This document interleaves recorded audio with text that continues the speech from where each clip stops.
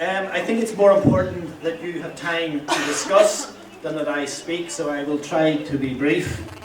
I'm going to talk a little bit about what you describe as the problem of depressiveness in Ukraine, and refer to a study which we have done and which I think is available. But I want to put it in a broader context, and I want ultimately to say something about that broader context, which I actually think is in a way more important than the issue of depressiveness per se. Firstly, Deputy Minister Nahalda mentioned that the regional development policy in Ukraine is something which is evolving and which is in a sense uneven, and it's not yet complete. I think that's correct, and I think there is, and it's been said today, there's a huge difference between what is on paper and what is in reality. And in general, as has been said today, the biggest single problem with regional development in Ukraine in the past decade has actually been to do it, to actually do regional development, rather than talk about it, or rather than make documents about it. Because no policy is credible unless it is implemented.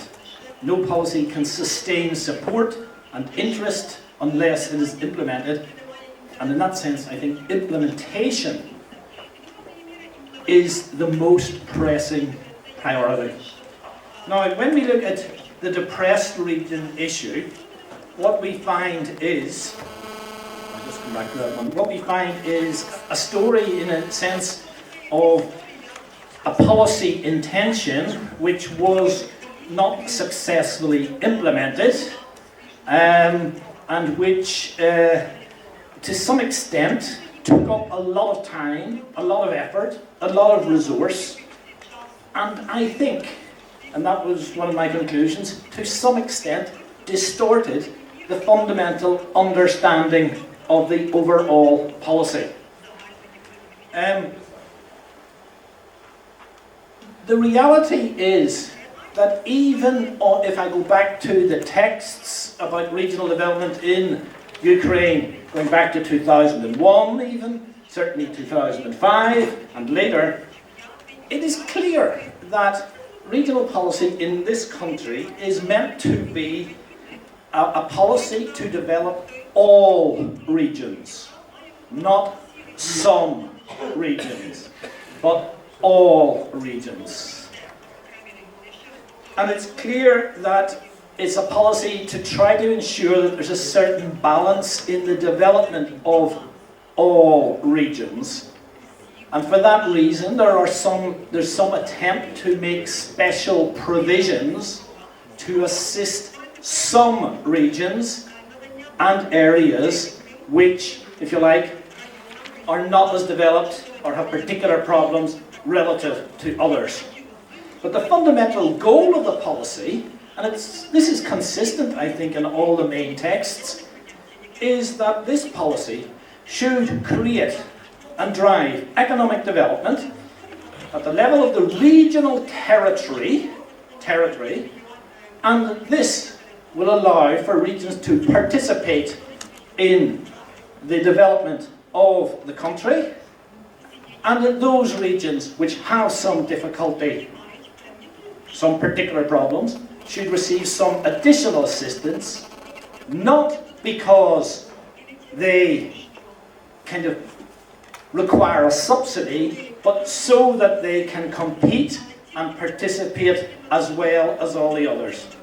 Now, my view is that this policy intention is contained consistently in all the fundamental texts of regional development in Ukraine, even though, I've got to say, at times it has been obscured by a lot of secondary and tertiary considerations. With regard now to depressiveness, first of all, let's see it within this big context of an all regions policy. Now, again, in the legal texts, there are two, not one, two approaches to what I will call disparities. I think it's a better word than depressiveness. The more I talk about depressiveness, the more I get depressed myself.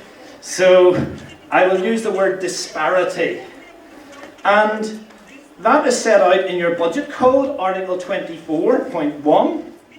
And it's also set out in a number of the articles on the law on stimulation of regional development. Now, the difference. And I've got to say, it took me a while to work this out, because frankly it was not terribly clear. But the difference is clearly that Budget Code Article 24.1 focuses on differences, disparities between regions. And the law, and this I think is where there's a distortion, the law focuses, to my mind, excessively on disparities within regions. So, how this is to reflect itself in the legal texts from the past, there was to be a split in the distribution of the National Fund for Regional Development. 70% at the time of that fund was to be used for all regions. And 30% was to be used for some regions and territories with particular developmental problems and suffering from different kinds of disparity. So everybody was going to get something, and there was going to be some money retained to add to some regions. Frankly, it's a fairly classical kind of mechanism, and the criteria is reasonable, and it's based on the European model. That's to say, the regions which would get this extra would be those whose gross domestic product per capita is less than 75% of the national average. So there's a little bit here, an attempt to help regions, some regions participate better, help them with particular problems. It's not a policy of subsidy. It's not a budgetary subsidy, it's rather a particular assistance to help them stand on their own legs later. And in 2017 there were 16 regions, and I think in 2012 14. So there is a mechanism, and it's quite a good mechanism, in the legal texts to deal with regional disparity. Then we come to what has dominated the debate about disparity and depressiveness, and that is the law on stimulation, and in particular a number of articles, including Article 11 and its procedures.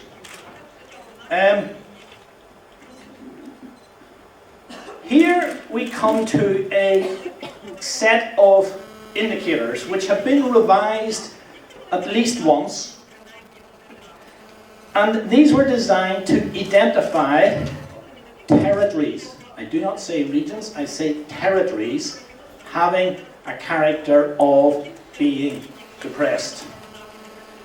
Now the problem, there's several issues here, but fundamentally this procedure, this law, when it mentioned territories, it considered the poorest region.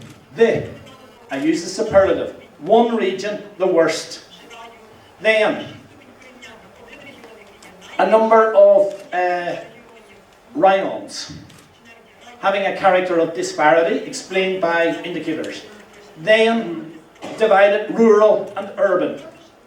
Then, we come down to municipalities, also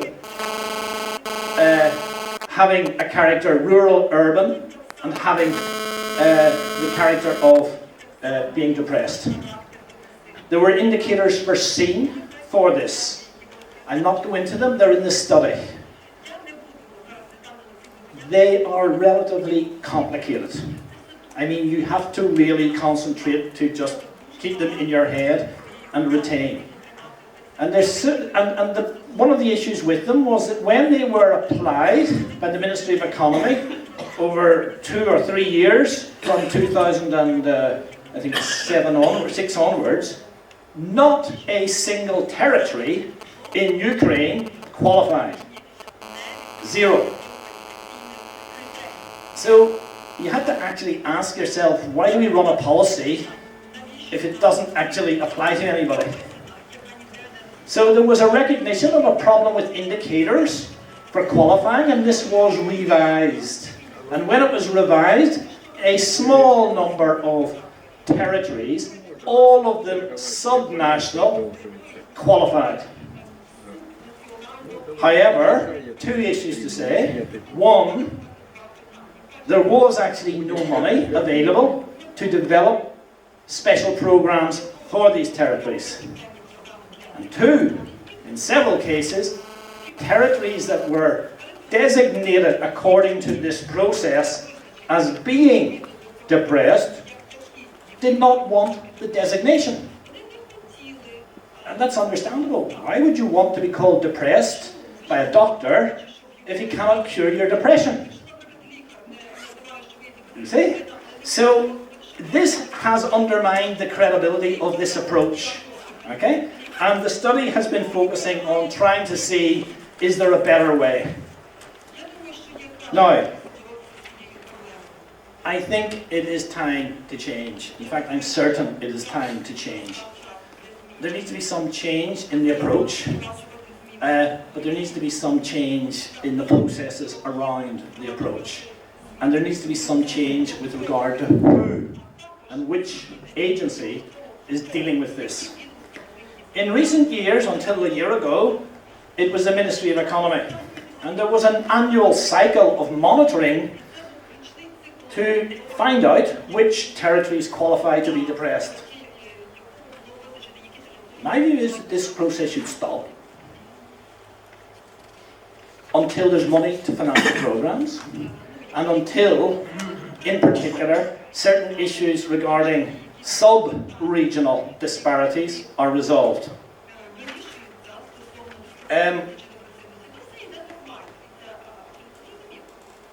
The first thing I think in the new approach that has to be done is we have to get back to what regional development is about and re-emphasize the relative importance of disparity within this. The relative importance. In other words, disparity is important, but you could justify a regional development policy in Ukraine even if all your regions had equal development. I don't see any problem in that.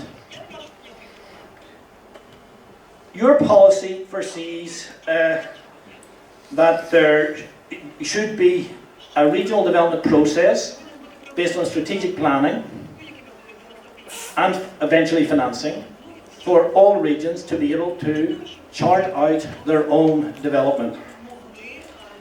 And I think that in this country, particularly at this time, and particularly given the experience of the past 20 years, this development is absolutely essential. If you look on this slide for one moment, you'll see a number of core concerns, typically of regional development. Economic development is obviously very often number one concern, but you'll often find that there are other concerns as well. And in Ukraine, if you look at these circles around the big square, you will find essentially the main themes which are set out in the National Strategy for Regional Development. In the top corner, you've got issues to do with regional competitiveness and innovation, economic development of regions. On the other corner, you've got issues to do with employment and labour markets. In other parts, you've got issues to do with transport and connectivity, accessibility. In other parts, you've got to do with some key services to citizens, health, education, and so on. Now, arguably regional development could apply to all of these. I think in most cases in the world, if not all, its interest number one usually is the economic development of the region with a certain social development of the region. Now, ideally, if you look in the blue circle, which is a region, ideally, in this square, the blue square, you see 3 circles, and I think ideally this is what each region would be doing. It will be integrating the sectoral priorities in order to promote its own competitiveness and its own development. The sectoral priorities, which are in the big circles around, which are being suggested by sectoral strategies from different ministries. So that's one of the things that we'll be doing. You do waste management, you've got to work it out at a certain level of the territory, and logically, you need a certain framework, strategic, but also operational, to do with standards and so on, which arguably would be, in any country, developed by the Ministry of Environment. But the actual planning of what you do will take place in the region. In a country of 50 million people, the Ministry of Environment cannot plan a landfill. It's simply not going to happen. Don't try it. If we look at Romania, which is quite a big country, you can see it's not possible. There's not a country in this part of Europe where a landfill would be planned, I say, by the central government. Not one. Not even in Albania, with 3.2 million people. The strategy and the operational norms and standards need to be set nationally.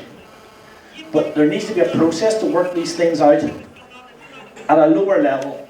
I think the regional territory is pretty good for a lot of these.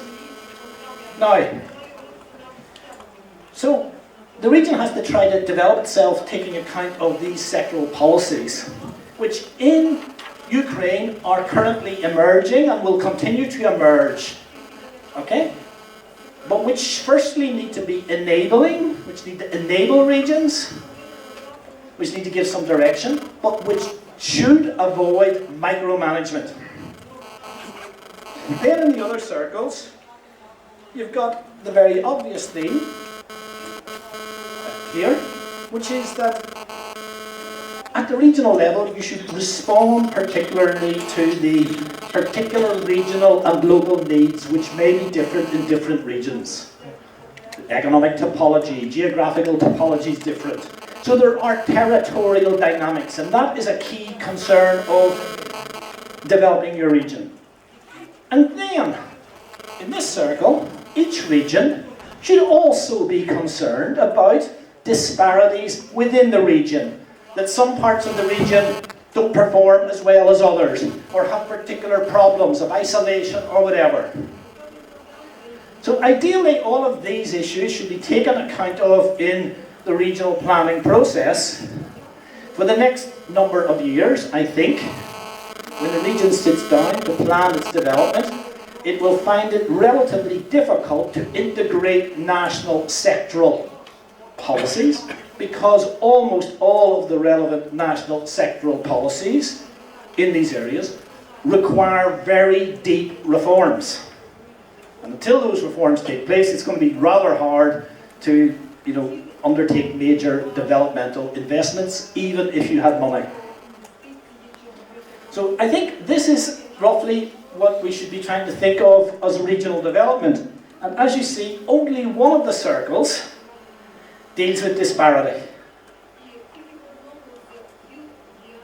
So, what the study proposes is that we have an approach to depressiveness within this wider context, which basically respects subsidiarity, which tries to give the responsibility for resolving disparity within regions to the regional actors themselves, and that this approach should be completely integrated into the normal process of developing regional strategies and regional plans. In other words, it should absolutely not be a parallel, separate process, which it has been in the past. So what would it look like? Well, here we have it. First of all, the disadvantaged regions, differences between regions. That's easy. You simply apply the Article 24.1. Very simple. You can change it a little bit. 70-30 is the split in the past. Someone said 80-20, it could be 60-40. One can discuss. Not a big issue. The truth is, all your regions need urgent development. So, you really have to make sure that each region gets a certain amount of resource. So I think it's easy to resolve this problem, and I see that this is mentioned in the government coalition agreement. Now the more problematic issue, which is disadvantaged areas at sub-regional level. The proposal would be that each region, and this is a fundamental principle in all of this, that each region should receive an indicative allocation for at least a 3-year period. In other words, each region should know, maybe not this year because the finances are very problematic, but in time each region should know roughly that it's going to expect a certain financial envelope from the fund. Okay? And that allows it to plan. And that each region, as is now, you come up with a regional plan. And that within that context, the region deals with the issue of internal disparity. That's to say, the regional partnership. I don't mean the Oblast administration. I mean the regional partnership. And that there are then some possible methodological guidance given from the centre. Possibly. I leave that, I'm not completely certain on that. If there is such guidance, it should be very, very light. Very light. That's why I say possibly, because it might be better just not to have any central guidance at all. That's a decision that can be made. But the new approach would then work like this. You've got a national fund.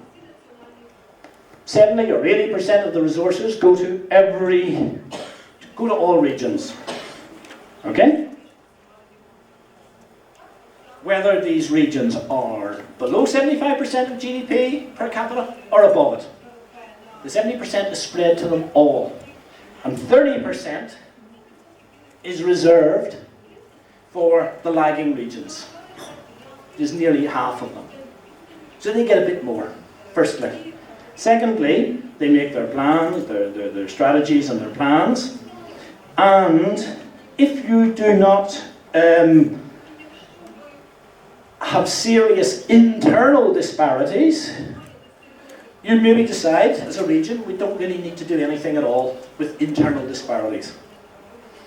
But if you have certain internal disparities which are significant, whether or not the region is below 75% or above, that's the regional level. That's irrelevant. Local disparity, if it's significant, the regional actors should have the option of trying to address that. Okay? And how did we do this? Well, my proposal would be that we suggest basically very simple criteria. Basically, we looked at different options. It's not easy to find a decent indicator. And in the end, even though we've some questions, we would suggest registered unemployment. So you look at registered unemployment, and in a situation where it is excessively big in a given rayon, then you might decide that we consider this disadvantaged. And then you get maybe in a region a number of disadvantaged rayons. But critically, it's a relative distinction. the general rule should be that about no more than 16% of all the fund's resources should go towards local disadvantage. In other words, the regional partners have got to say, you know, let's try to fit it within these parameters. In other words, concentrate on the real problem. And then designate these territories. And if you have a program, here I jump, if you have a program, let's say, a plan, you might imagine for Region X, there are several priorities. Transport, employment, tourism, and so on.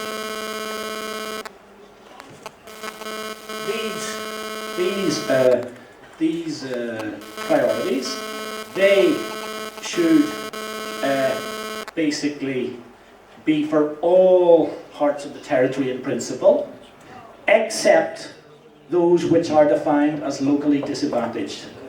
And those which are defined as locally disadvantaged should apply to this priority. And what is this priority? This priority is simply all the other priorities and their actions put together, but with additional money, meaning that there's more money locked in here for these disadvantaged territories than otherwise they would get. This is specially for them. Other ride-ons cannot apply. Here, the disadvantaged cannot apply for this. They go here where there's more money.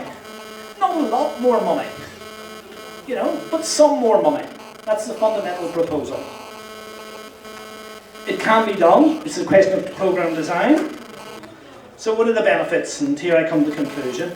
I think an approach like this, first of all, relativizes disparity. In this country, all of your regions, even Kiev, are massively below EU average. Massively.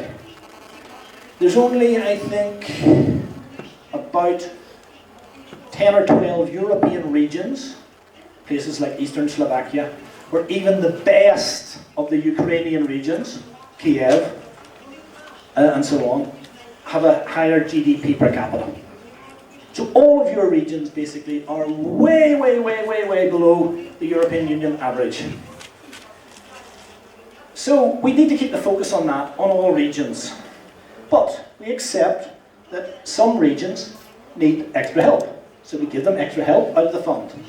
And we can even accept that some parts of regions deserve some extra assistance, and we can also make provision to help them. The approach that we suggest is different from the past in one massive respect. In the past, the process was completely dominated by the central government. The Ministry of Economy basically did the job of determining the whole process of which are the local territories. I would strongly suggest that in a country of 50 million people, with the biggest land mass in Europe, for a country outside of Russia, that it is not the function of the central government in Kiev to be designating sub-regional entities as being locally disadvantaged.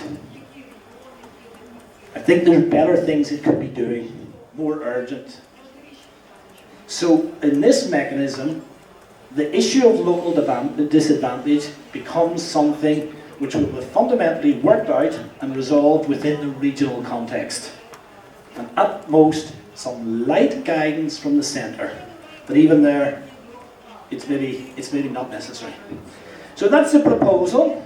And maybe when, in the context of looking at the overall policy, this is one issue that we should maybe consider. Thank you.